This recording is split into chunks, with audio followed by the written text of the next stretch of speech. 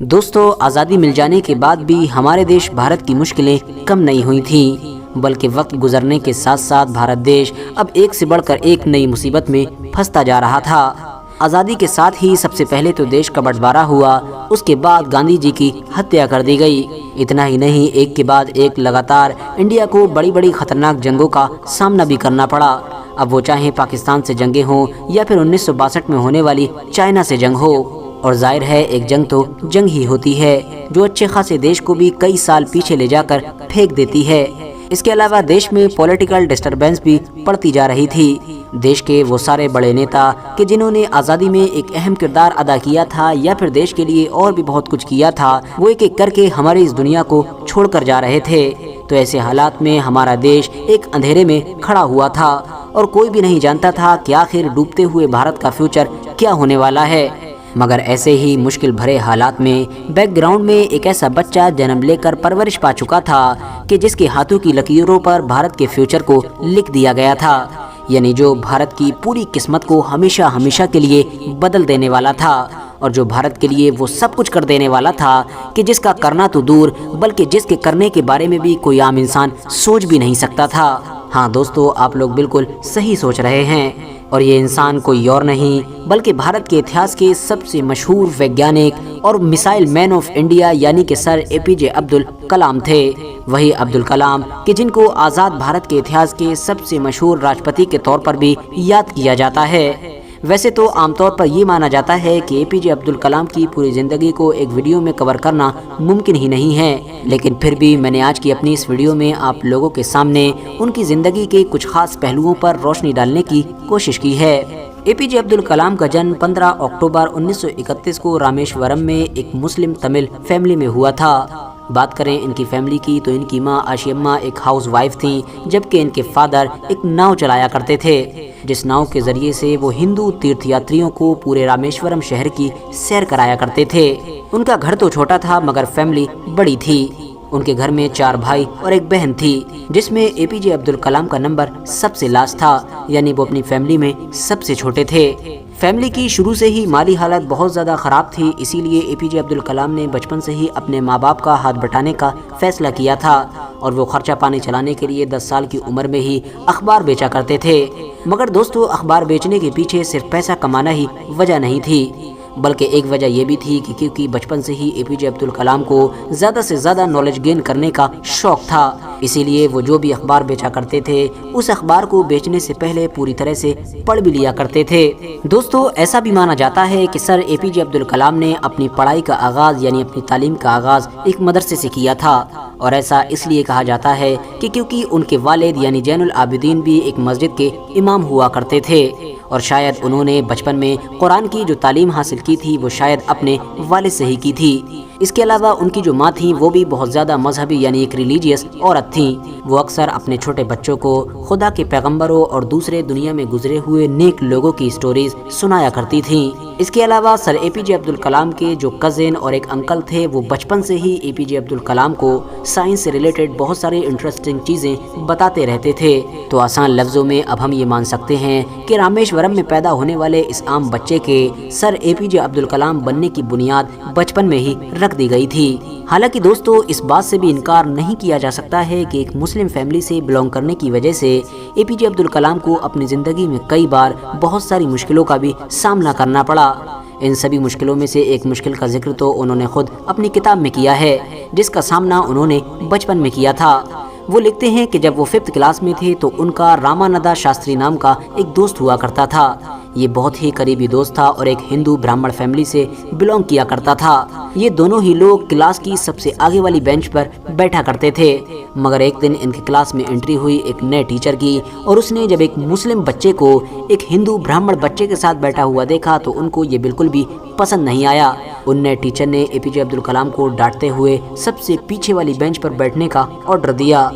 عبدالکلام پیچھے والی بینچ پر تو جا کر بیٹھ گئے، مگر دل اتنا دکھا کہ اپنے آنسوؤں کو نہ روک سکے، بری طرح سے روتے رہے۔ اتنا ہی نہیں، ان کے جو فرینڈ تھے یعنی رامانندا شاستری، وہ بھی اس بات کو لے کر بہت زیادہ رو رہے تھے۔ مگر دوستو، ان تمام چیزوں نے بھی اے پی جے عبدالکلام کو کامیابی حاصل کرنے سے نہیں روکا، بلکہ انہوں نے تو ٹھان ہی لیا تھا کہ کلاس میں چاہے وہ کہیں بھی بیٹھیں مگر وہ کچھ بڑا کر کے دکھائیں گے اور دنیا کو بدل کر دکھائیں گے۔ اور یقیناً انہوں نے یہ کر کے بھی دکھایا، کیونکہ انہوں نے سب سے پہلی بار اسی لاسٹ بینچ پر بیٹھ کر ہی فائٹر پائلٹ بننے کا سپنا دیکھا، یعنی بڑے ہو کر فائٹر اڑانے کا خواب دیکھا، اور وہ اس کو ہر حال میں پورا کرنا چاہتے تھے، ہر کام کے لیے راضی تھے، اپنا سب کچھ اس خواب کے لیے لگا دینا چاہتے تھے، مگر لاکھ کوششوں کے باوجود بھی وہ ایسا کرنے میں کامیاب نہ ہو سکے، اور ان کا بچپن کا یہ خواب پوری طرح سے ٹوٹ کر رہ گیا۔ دراصل دوستو، پہلی پریشانی تو ان کو کالج میں ہی آئی، جب انہوں نے 1955 میں مدراس انسٹیٹیوٹ آف ٹیکنالوجی میں ایڈمیشن لیا تو ان کو وہاں پر اور اسٹوڈنٹس کی طرح ایک پروجیکٹ ملا۔ اب ظاہر ہے اس پروجیکٹ کے اوپر ہی ان کی پوری اسکالرشپ بھی ڈیپینڈ تھی، مگر جب ایک لمبی محنت کے بعد انہوں نے اپنے اس پروجیکٹ کو پروفیسر کو دکھایا تو پروفیسر کو وہ پروجیکٹ بالکل بھی پسند نہیں آیا، اور پروفیسر نے کلام سر سے اس پروجیکٹ کو دوبارہ بنانے کے لیے کہا، جس کے جواب میں اب کلام سر نے پروفیسر سے 1 مہینے کا وقت مانگا، کیونکہ ظاہر ہے اس پروجیکٹ کے لیے اتنا ہی وقت چاہیے تھا، مگر پروفیسر نے کہا کہ تمہارے پاس صرف اور صرف 3 دن ہیں، اگر 3 دن میں تم نے یہ پروجیکٹ ٹھیک طریقے سے بنا لیا تو ٹھیک ہے، ورنہ اپنی اسکالرشپ ہمیشہ ہمیشہ کے لیے بھول جاؤ۔ یہ سن کر اے پی جے عبدالکلام کے پیروں کے نیچے سے زمین نکل گئی، کیونکہ ظاہر ہے ان کے لیے تو اسکالرشپ ہی سب کچھ تھی، اسکالرشپ تھی تو پڑھائی تھی، ورنہ تو پڑھائی بھی ان کی خطرے میں پڑ سکتی تھی، کیونکہ گھر کے حالات تو پہلے سے ہی میں آپ لوگوں کو بتا چکا ہوں۔ لہٰذا انہوں نے اسکالرشپ کو بچانے کی خاطر دن رات محنت کی، بنا سوئے 3 دن تک کام کیا، اور تیسرے دن اپنے اس پروجیکٹ کو پروفیسر کے سامنے پیش کیا۔ پروفیسر نے جب اس پروجیکٹ کو دیکھا تو ان کے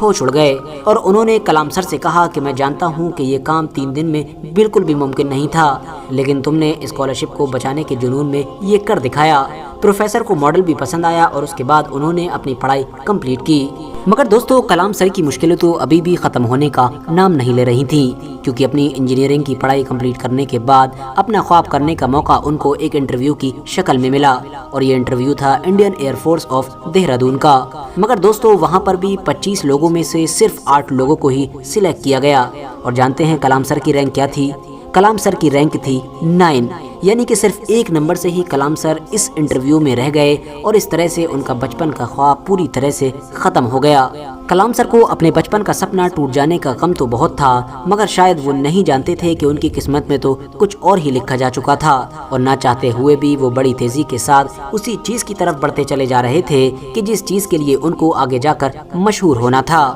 جب اے پی جے عبدالکلام کو انڈین ایئر فورس میں کامیابی نہ ملی تو آخرکار 1958 میں انہوں نے DRDO یعنی defence research and development organisation کو جوائن کر لیا، یعنی کہ وہ ڈیفنس فیلڈ میں چلے گئے، اور اس فیلڈ میں جانے کے کچھ سالوں کے بعد ہی ان کو وکرم سارابھائی جیسے انسان کے ساتھ کام کرنے کا موقع ملا، اور یہاں پر ان کو پہلا مشن ملا، اور ان کا پہلا مشن تھا انڈیا کے پہلے راکٹ کی اڑان بھرنا۔ ویسے تو انڈیا کا یہ پہلا راکٹ کیرلا کے ایک کھمبا گاؤں سے لانچ ہونا تھا، مگر ظاہر ہے یہ وہ دور تھا کہ جب انڈیا دیش بہت سارے کرائسس سے گزر رہا تھا۔ حالات ایسے تھے کہ گورنمنٹ ان ویگیانکوں کو فنڈنگ تک نہیں کر رہی تھی، جس کی وجہ سے نہ تو وہاں پر کوئی ورک شاپ تھی، نہ ہی کوئی آفس تھا، نہ ہی کوئی لیب فیسلٹیز تھیں، اور نہ ہی اس طرح کی کوئی اور چیزیں تھیں، جس کی وجہ سے اب سب سے بڑا چیلنج تو یہی تھا کہ آخر وہاں پر جا کر کام کیسے کیا جائے۔ تو اب اس کا سولوشن یہ نکالا کہ سر اے پی جے عبدالکلام نے وہاں کے ایک پرانے چرچ کو ورک شاپ بنا لیا، جبکہ جو وہاں کے فادر تھے ان کے گھر کو اپنا آفس بنا لیا۔ بڑی مشکلوں اور پریشانیوں کے بعد کلام سر نے راکٹ تو بنا لیا، مگر پریشانی یہ بھی تھی کہ آخر اب اس راکٹ کو لانچ پیڈ تک پہنچایا کیسے جائے، کیونکہ یہ وہ دور تھا کہ جب ان کے پاس پہنچانے تک کا کوئی سادھن موجود نہیں تھا، جس کی وجہ سے راکٹ کے سارے پارٹس کو ایک ایک کر کے سائیکل اور بیل گاڑیوں کی مدد سے لانچ پیڈ تک پہنچایا گیا تھا، جو یقیناً سننے میں بھی بہت زیادہ عجیب لگتا ہے۔ فی الحال اے پی جے عبدالکلام کی لمبی محنت کے بعد 21 نومبر 1963 کو انڈیا کے پہلے راکٹ کو لانچ کر دیا گیا، اور اس طرح سے انڈیا نے اسپیس کے فیلڈ میں اپنا پہلا قدم بڑھایا۔ مگر دوستو، جس خاص انسیڈنٹ کی وجہ سے سر اے پی جے عبدالکلام کو میسائل مین کہا جاتا ہے، وہ انسیڈنٹ کوئی سکسیس نہیں بلکہ ایک فیلئر تھا۔ ہوا یہ تھا کہ سن 1969 میں شروع ہونے والے انڈیا کے فرسٹ سیٹلائٹ پروجیکٹ کا اے پی جے عبدالکلام سر کو ڈائریکٹر بنایا گیا تھا، اور اس پر انہوں نے بڑی محنت کے ساتھ لگاتار 10 سال تک کام کیا۔ جب وہ انڈیا کے فرسٹ سیٹلائٹ پروجیکٹ پر کام کر رہے تھے تو اسی بیچ میں ہی ان کے والد یعنی فادر کی بھی موت ہو گئی تھی، مگر اس کے باوجود بھی انہوں نے اپنے اس مشن کو نہیں چھوڑا اور لگاتار دن رات کام کرتے رہے۔ مگر 10 سال کی اے پی جے عبد الکلام کی خون پسینے کی محنت کے بعد سن 1979 میں جب اس راکٹ کو لانچ کیا گیا تو سیکنڈ اسٹیج میں کوئی ٹیکنیکل ایشو ہونے کی وجہ سے یہ راکٹ بنگال کی کھاڑی میں جا گرا، جس کی وجہ سے پورے دیش میں ہلچل مچ گئی۔ ہر جگہ سے اب وہ چاہے میڈیا ہو، نیتا ہو یا اس جیسے اور لوگ ہوں، ویگیانکوں کے اوپر انگلیاں اٹھنے لگی۔ ایسے حالات میں سر اے پی جے عبد الکلام بہت زیادہ نروس ہو گئے تھے، مگر اے پی جے عبد الکلام کی ایسی حالت کو دیکھتے ہوئے میڈیا کے سامنے پروفیسر ستیش دھون نے، کہ جو اس دور میں اسرو کے چیئرمین ہوا کرتے تھے، اس ناکامیابی کی پوری ذمہ داری اپنے اوپر لے لی۔ اور یہی وجہ تھی کہ سر اے پی جے عبد الکلام اپنی زندگی میں ہمیشہ پروفیسر ستیش دھون کو یاد کر کے ان کی تعریفیں کیا کرتے تھے اور یہ مانا کرتے تھے کہ ان کے اندر لیڈرشپ کی جو خوبیاں تھیں وہ یقیناً بالکل جدا تھیں۔ مگر اس ناکامیابی سے سر اے پی جے عبد الکلام نے ہار نہیں مانی، بلکہ اگلے ہی سال یعنی 1980 میں ایک نئے سیٹلائٹ لانچ وہیکل SLV-3 پر کام کیا اور اس کو سکسیسفلی کامیاب بنایا اور اسی کے ذریعے سے روہنی فرسٹ میزائل کو لانچ کیا۔ بس پھر کیا تھا کہ ایک کے بعد ایک انڈیا اس فیلڈ میں کامیابیاں حاصل کرتا چلا گیا اور دیکھتے ہی دیکھتے وہ وقت بھی آ گیا کہ جب سر اے پی جے عبد الکلام نے اگنی اور پرتھوی جیسے بڑے بڑے پروجیکٹ کو بھی سکسیسفل بنایا، یعنی وقت کے ساتھ ساتھ اب دیش پہلے سے بھی زیادہ طاقتور ہوتا چلا گیا۔ اور دوستو، ناممکن سمجھی جانے والی ان کامیابیوں کو انڈیا کی جھولی میں ڈال دینے کی وجہ سے ہی سر اے پی جے عبد الکلام کو 1981 میں پدم بھوشن جبکہ 1990 میں پدم وبھوشن سے بھی نوازا گیا۔ اتنا ہی نہیں، 1997 میں ان کو بھارت کا سب سے بڑا ایوارڈ یعنی کہ بھارت رتن بھی دیا گیا۔ لیکن یہ بھارت رتن اے پی جے عبد الکلام کو ان کے پرانے پروجیکٹس کے لیے نہیں تھا، بلکہ یہ تو پوکھرن 2 کے لیے تھا۔ ہاں دوستو، پوکھرن 2 یہ وہی پروجیکٹ تھا کہ جس میں ہمارے دیش بھارت نے CIA کے سیٹلائٹ کو چکما دے کر اپنے نیوکلیئر بم کو ٹیسٹ کیا تھا، اور اس دیش کے سب سے بڑے پروجیکٹ کے بھی چیف کوآرڈینیٹر تھے سر اے پی جے عبد الکلام، جنہوں نے USA اور جاپان جیسے دیشوں کی وارننگ کے باوجود بھی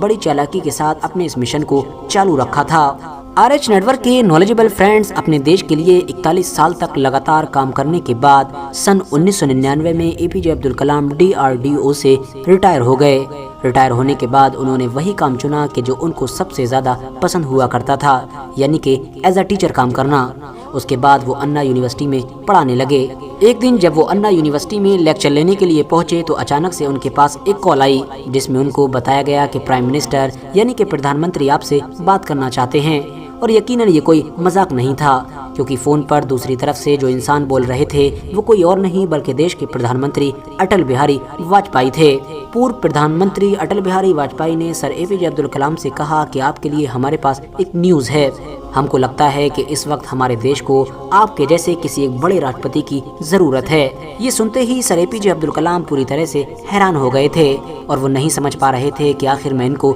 کیا جواب دوں۔ اسی لیے انہوں نے فوراً اٹل بہاری واجپئی سے 2 گھنٹے کا ٹائم مانگا، اور اس 2 گھنٹے میں ایک لمبا وچار کرنے کے بعد آخرکار انہوں نے حامی بھر دی، اور اس حامی کے ساتھ ہی 2002 میں وہ دیش کے 11ویں راشٹرپتی بنے۔ راشٹرپتی بن جانے کے بعد بھی انہوں نے اپنے ٹیچنگ کے ڈریم کو نہیں چھوڑا۔ جب بھی ان کو ٹائم ملتا تھا تو وہ فوراً بچوں کو پڑھانے پہنچ جایا کرتے تھے۔ ٹیچرز ڈے کی اپنی انہوں نے ایک اسپیچ میں کہا تھا کہ اگر لوگ مجھ کو ایز اے ٹیچر یاد کریں گے تو یہ میرے لیے سب سے بڑی سمان کی بات ہوگی۔ اتنا ہی نہیں، جب 27 جولائی 2015 کو ان کی موت ہوئی تھی تب بھی وہ شیلانگ کی ایک بڑی یونیورسٹی میں لیکچر دینے کے لیے ہی گئے ہوئے تھے، جہاں پر ان کو ہارٹ اٹیک آیا اور پھر اس کے بعد اسی سے ہی ان کی موت ہو گئی تھی۔ سر اے پی جے عبد الکلام ہمارے دیش ہی نہیں بلکہ دنیا کے ایک مہان ویگیانک تو تھے ہی، مگر ساتھ ہی ساتھ ان کی سادگی کے قصے بھی بہت زیادہ مشہور ہیں جو آپ لوگ اکثر پڑھتے یا پھر سنتے رہتے ہوں گے، اور ان کو ایک ہی ویڈیو میں مینشن کرنا بھی ممکن نہیں ہے۔ فی الحال آج کے اپنی ویڈیو کو ہم یہیں پر ختم کرتے ہیں۔ ویڈیو پسند آنے پر نہ صرف ویڈیو کو لائک کریں بلکہ اپنے فرینڈز کے ساتھ بھی ضرور شیئر کریں، اور اسی طرح کی نالجبل اور ہسٹوریکل ویڈیوز ہمیشہ دیکھنے کے لیے ہمارے اس چینل کو سبسکرائب کر کے ساتھ ہی میں بیل آئیکن کو بھی پریس کر دیں۔